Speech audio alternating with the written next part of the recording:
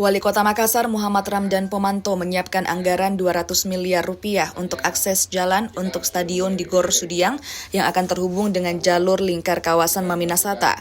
Rencana ini disiapkan untuk mengurai kemacetan di ruas-ruas jalan di Kota Makassar.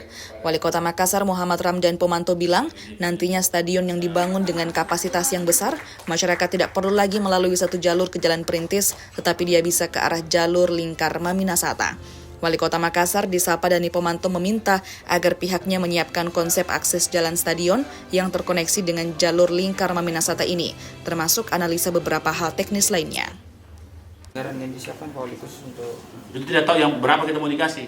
Ya, yang penting kita siap. Kalau daerah sendiri, Saya khusus untuk jalan itu, pemerintah kota menyiapkan 200 miliar. Ya, 200 miliar. Untuk eks pelabuhan lama Pak Wali, apakah pemerintah kota juga dibebankan untuk...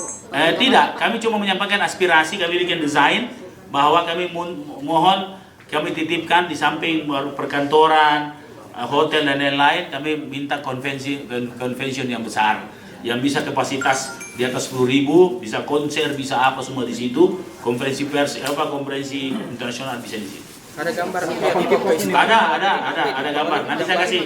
Nanti saya bagi gambar usulannya, bukan nanti gambar usulannya. Kapan boleh dia?